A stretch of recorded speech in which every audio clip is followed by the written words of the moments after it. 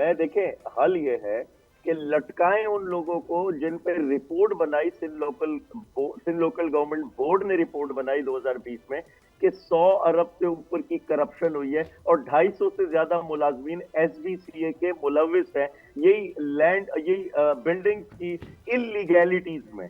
तो लटकाएं उन लोगों को, एक्शन ले उनके खिलाफ। इस वक्त 850 अरब की इरेगुलरिटीज है सिंध हुकूमत की 2023-24।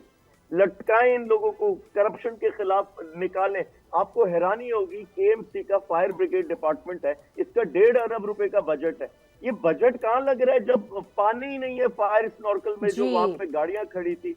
यही शिकायत कर रहे हैं वहां मुतासिरीन के, उसमें पानी खत्म हो जाता, गाड़ी लेट पहुंचती। असल बात ये है, इनके इदारों की कैपेसिटी नहीं है, इन्होंने कैपेसिटी बिल्डिंग पे काम नहीं किया, ना उनके पास वसाइल होते। फिर करप्ट इदारे सारे, सियासी मुलाजमीन भर्ती किए हुए हर इदारे में, और उनकी कैपेसिटी नहीं, मेरिट तो होता नहीं। तो ये जब तक इन चीजों के खिलाफ इकदाम नहीं लेंगे, इस्लामाबाद के प्रेसिडेंट हाउस में जितनी खूबसूरत प्रेजेंटेशन दे दें सिंध के हालात पर और शहरियों के जिंदगी पर कोई असर नहीं आ रहा। तो अगेन ये फीते काटना, तख्तियां लगाना और बड़े बड़े पार्क और ग्राउंड कैमरे पर दिखाना, ये नाकाफी है।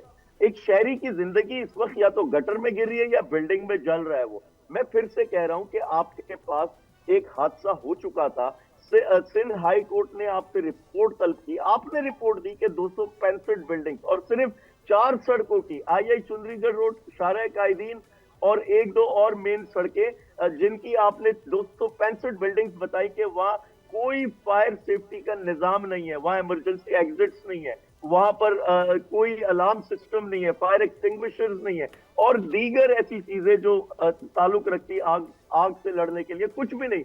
तो उनके खिलाफ क्या एक्शन लिया आपने? कुछ भी नहीं किया। बस महज एक कागज की रिपोर्ट थी, वो जमा कराई, जान छुड़ाई। सब्सक्राइब करें और बेल दबाएं ताकि कोई खबर रह न जाए।